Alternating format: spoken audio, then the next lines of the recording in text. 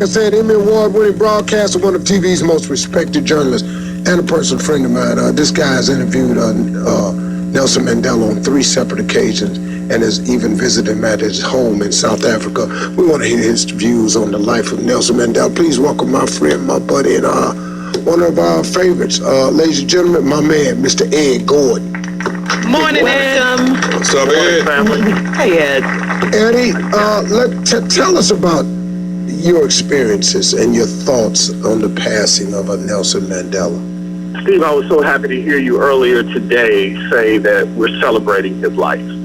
I mean, he ran his race. He was really playing on house money by now. My mom is 93. I tell anybody who gets to that point, play the cards any way you want. We were very blessed to have this man. But as you know, I've interviewed countless people, the biggest names in our lifetime, and I'm awestruck by few.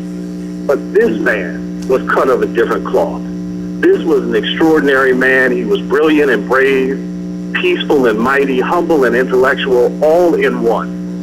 And when you met him, you realized that you were really sitting across from somebody who was, quite frankly, a little better than most of us.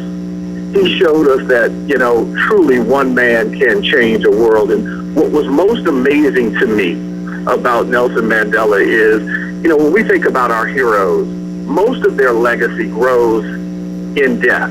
You think of King, you think of Malcolm, you think of JFK. As great as they were, their legacies grew in death. Mandela's grew in life. Wow. Well said, Ed. That's amazing, man. I was, we reached out to you because of your interesting take on most things and your willingness to tell the raw truth of it. I don't know, and like you said, this is to celebrate his life. I don't know anybody. I mean, like you say, King, of course, but I don't know nobody that got more out of theirs, man. I don't just either. got more out of their life. Think about it. King's life was taken. Kennedy's life was taken. Malcolm's life was taken. They didn't choose that. Nelson Mandela decided, I'm staying. I'm staying in this hole. I'm staying in this hell. I'm staying here. He said it when he was sentenced. There are some things that I am willing to die for. He chose to stay in there 27 years. Now, for as brave as most of us believe we are, how many of us can really say we would have made that choice?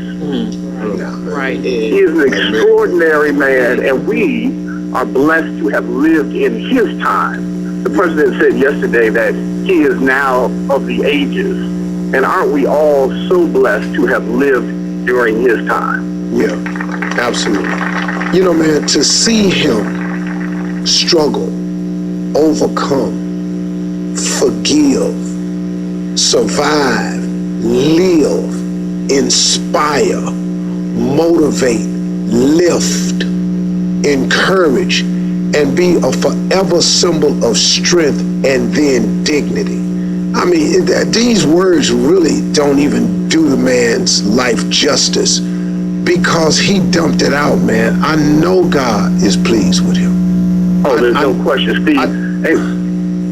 I just wanted to share a quick story. When he was released, I went over with Ron Brown, the late, great Ron Brown, and we were in his home, Mandela's home, and someone came in to say, Mr. Mandela will be with you in just a couple of minutes. And Steve, I was sitting there, and Carla and Tommy and Shirley, I thought that his entourage would come in and announce him. 2 minutes later, here was this man who came bounding down the stairs saying, hello, everyone, hello, hello, and welcoming us to his home, just as though, you were with an old favorite uncle. And for as great as he was, as monumental as he was, and he knew it, he must have known it, he was just as humble as anyone. And I'm pleased to say I am literally running right now to get ready to head over to Johannesburg, and I'll be doing BET's coverage. And when you think about the worth of a man, for any of us to follow, here is a roadmap to really build your life after. Wow. You know, man, we're going to close with this, and I'm going to close saying this right here.